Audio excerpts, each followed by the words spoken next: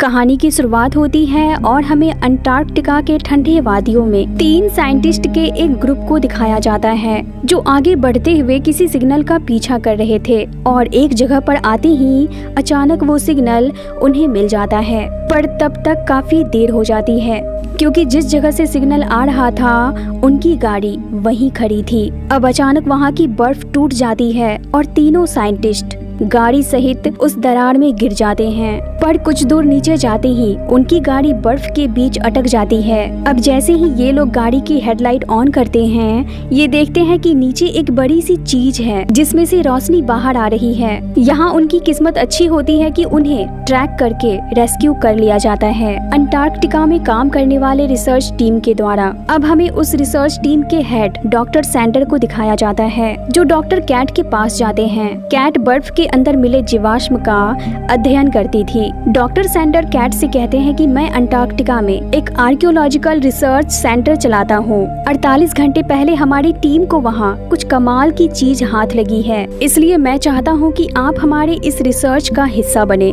पर हम उस चीज के बारे में यहाँ कुछ नहीं बता सकते, आपको वहीं जाकर देखना पड़ेगा। कैट इस रिसर्च में शामिल होने के लिए हाँ कर देती है। अब कैट और टीम के बाकी मेंबर्स को डॉक्टर सैंडर उस साइट पर ले जाते हैं जहाँ कैट देखती है कि जिस चीज के बारे में डॉक्टर सैंडर उसे बता रहे थे वो चीज एक विशाल एलियन शिप है जो बर्फ के अंदर जमी पड़ी थी। उस विशाल एलियन शिप को देखकर कैट हैरान हो जाती है। तभी डॉक्टर सैंडर का एक साथी कहता है कि इस एलियन शिप का एक चालक भी है। अब ये लोग उस एलियन के पास जाते हैं। कैट देखती है कि वो एलियन एक भयानक क्रिएचर के जैसा है, पर वो बर्फ में जम चुका है, मतलब कि वो यहाँ से भागने की कोशिश कर रहा होगा, पर वो भाग नहीं पाया। डॉक्टर सैंडर कैट से पूछते हैं कि हमें किस तरीके से इस क्रिएचर को इस बर्फ से बाहर निकालना चाहिए। कैट कहती है कि आसान तरीका तो यही है कि हमें इसे बर्फ सहित रिसर्च सेंटर ले जाना चाहिए ताकि हम पता लगा सके कि ये क्रिएचर किस तरह का है, क्या ये हमारे लिए सही है या फिर खतरनाक। अब ये लोग उस क्रिएचर को बर्फ सहित एक आकार में काट कर रिसर्च सेंटर ले आते हैं।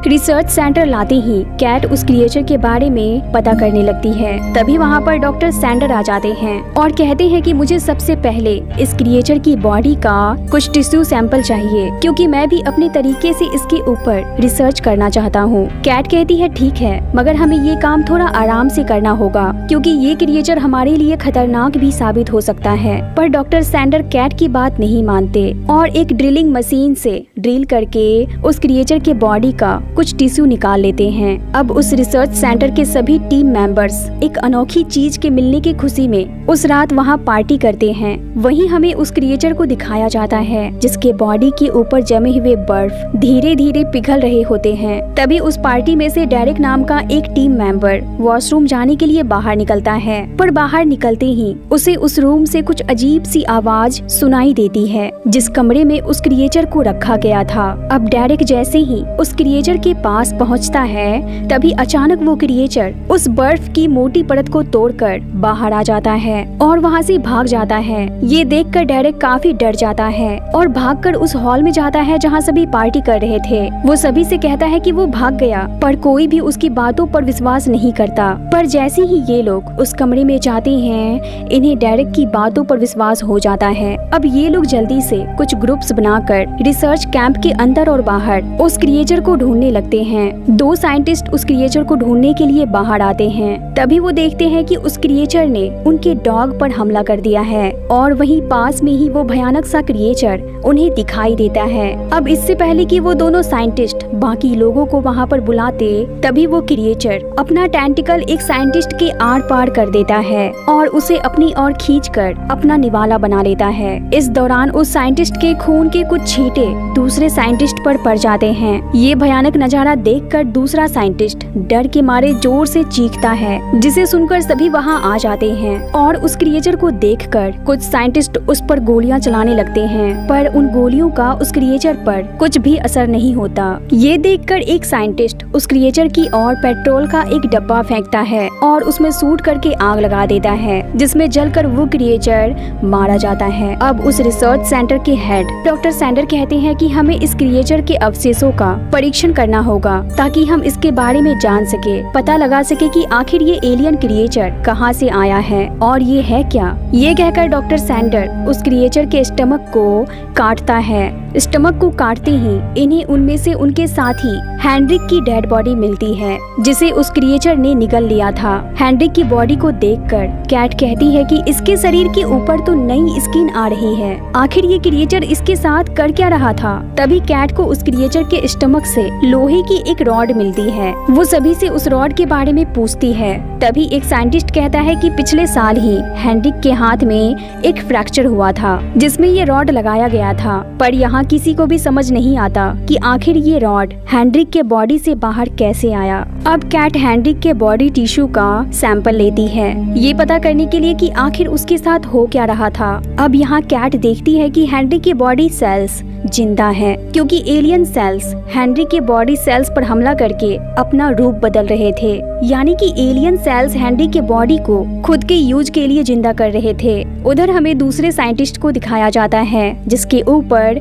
खून के छींटे पड़े थे। उसकी तबीयत धीरे धीरे खराब हो रही थी, इसलिए उसे 3 लोगों के साथ हेलीकॉप्टर में हॉस्पिटल भेजा जा रहा था। कैट उसे जाते हुए देखती है। फिर कैट वॉशरूम जाती है। वॉशरूम में उसे मेटल के कुछ टुकड़े मिलते हैं, वो मेटल जो दांत में लगाया जाता है। वहीं वॉशरूम में वो बहुत सारे खून देखती है। यहाँ कैट को समझ आ जाता है कि वो एलियन क्रिएचर मेटल से दूरी बनाए रखता है, मतलब कि अगर वो किसी का बॉडी यूज करता है तो उसके बॉडी में मौजूद सभी मेटल को वो बाहर निकाल देता है। और अभी वो 4 लोग वॉशरूम यूज करके गए हैं जिन्हें हेलीकॉप्टर में बैठकर हॉस्पिटल जाना है। अब उन चारों में से किसके बॉडी पर उस एलियन क्रिएचर ने कब्जा किया है ये पता लगाना बहुत जरूरी था, मतलब कि उन चारों में से किसी एक के बॉडी पर उस एलियन क्रिएचर ने कब्जा कर लिया है और वो अब अपने साथ गए 3 लोगों के लिए खतरा साबित हो सकता है। ये समझते ही कैट भागकर बाहर जाती है और उस हेलीकॉप्टर में बैठे पायलट को इशारा करती है कि वो हेलीकॉप्टर को वापस नीचे ले आए। वो पायलट कैट को देख लेता है। वो पायलट कैट की बात मान भी लेता है, मगर तभी वो होता है जिसका कैट को डर था। उनमें से एक साइंटिस्ट के बॉडी से वो एलियन क्रिएचर बाहर आ जाता है और सामने बैठे उस बीमार साइंटिस्ट पर हमला कर देता है। इसी अफरा तफरी में उस हेलीकॉप्टर का संतुलन बिगड़ जाता है और वो कैट के आंखों के सामने ही दूर जाकर क्रैश हो जाता है। ये देखकर कैट को काफी दुख होता है। अब कैट फिर से उस वॉशरूम में जाती है कुछ सैंपल कलेक्ट करने, मगर इस बार वो देखती है कि वॉशरूम में जितने भी खून के धब्बे थे उसे किसी ने साफ कर दिया था। ये देखकर कैट समझ जाती है कि उनमें से कोई और भी है जो इन्फेक्टेड है और वो नहीं चाहता है कि किसी को भी उसके बारे में पता चले। अब कैट बिना देरी किए अपने सभी ग्रुप मेंबर्स को जाकर ये बात बताती है कि उनमें से कोई है जो इन्फेक्टेड है। कैट कहती है कि वो एलियन क्रिएचर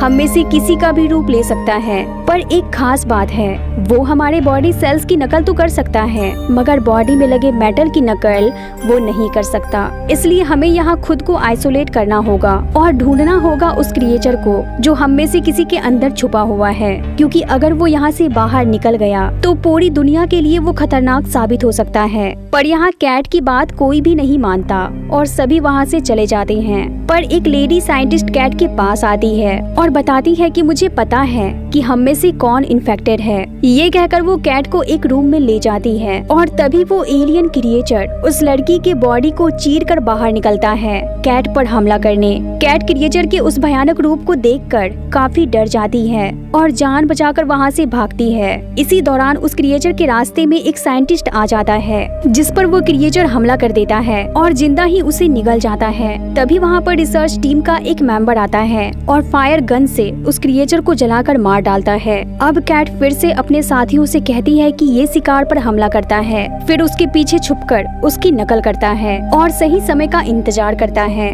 ये हम में से कोई भी हो सकता है। कैट की ये बातें सुनकर सभी ग्रुप मेंबर्स डिसाइड करते हैं कि वो यहाँ से जल्द निकल जाएंगे, पर कैट कहती है कि वो यही चाहता है कि हम निहत्थे यहाँ से बाहर निकले ताकि हमारा शिकार करना उसके लिए आसान हो जाए और फिर वो आजाद होकर पूरी दुनिया में तबाही मचा सके। इसलिए मेरे पास एक रास्ता है, हमें अपने ब्लड सैंपल्स कलेक्ट करने होंगे ताकि पता लगाया जा सके कि हम में से कौन इन्फेक्टेड है और अगर हम में से कोई भी इन्फेक्टेड होगा तो हम उसे आइसोलेट कर देंगे। तभी ये देखते हैं कि 2 लोग इनकी ओर आ रहे हैं और वो 2 लोग कोई और नहीं बल्कि उसी हेलीकॉप्टर में बैठे 2 साइंटिस्ट थे जो क्रैश हो गया था। अब उन दोनों को अलग रखा जाता है उनकी ब्लड रिपोर्ट्स आने तक के लिए। अब लैब में सभी के ब्लड सैंपल्स कलेक्ट किए जाते हैं, पर इसी दौरान लैब में जहां सारे ब्लड सैंपल्स रखे गए थे वहां आग लग जाती है, जिसमें सारे ब्लड सैंपल्स खत्म हो जाते हैं। यानी कि इनमें से कोई है जो इन्फेक्टेड है और वो नहीं चाहता है कि किसी को भी